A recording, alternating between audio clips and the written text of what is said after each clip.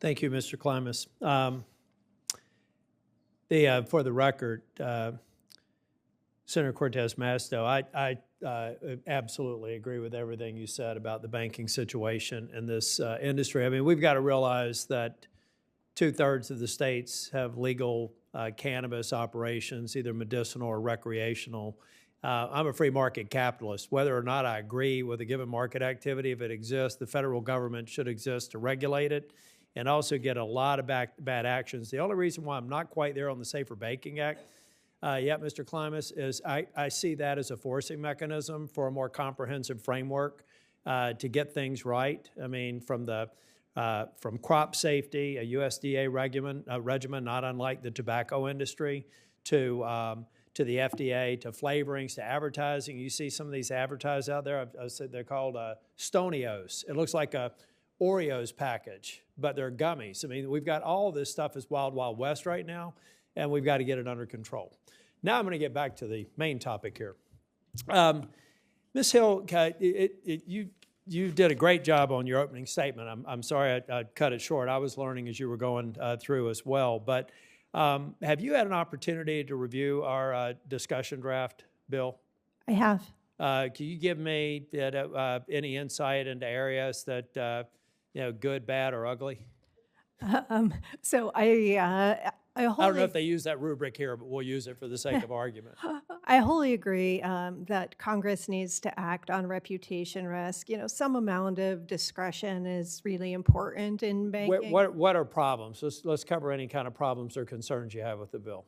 Well, I guess I think how to respond to state fair banking access rules is a hard question. So I think is not ideal to have 50 different states have 50 different fair access rules for banks because that makes it very hard, especially for banks that operate across state borders. On the other hand, I think that it's difficult to draft a law that recognizes that we are a nation of thousands of banks and credit unions, and each of them have their own separate business models and business purposes. We can't expect a bank that operates in rural Wyoming to have the same diversity of customers as banks that operate in every state. That's a good point. One of the things that I've said, if you want to charter a bank to serve, I'm not going to list the topic, but list an unseemly market that happens to be a legal market, and that's all you want to focus on, I have no problem at all with doing that. And so we need to make sure that if it works as a business model, the problem that I've had a number of the GSIBs, bigger banks in my office, and I've told them all the same thing. If you start acting like a politician, expect to be treated like one. And so my concern is more activists, shareholders, and board members forcing a CEO to do something that he or she probably doesn't want to do.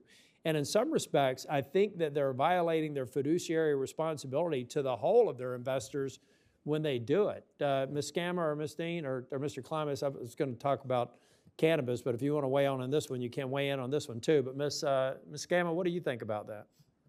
Yeah, I mean, that's what we saw in the oil and natural gas industry.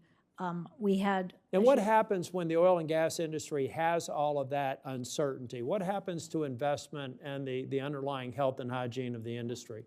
Well, we saw many years of underinvestment in oil and natural gas, and now we're bearing that with all the need for energy with data centers, AI. Suddenly we need all this new energy, and And it has the perverse consequence of putting us further away from an energy transition, which is going to happen at some point. But we're not making investments in modernization because we can't even figure out if we can get a loan. Right. I mean, it had serious implications for the infrastructure for AI now, and we're scrambling to catch up as a country. I'm gonna ask a follow-up question, so I'll go to Senator Cortez Masto. Thank you, Mr. Chairman. Mr. Klimas,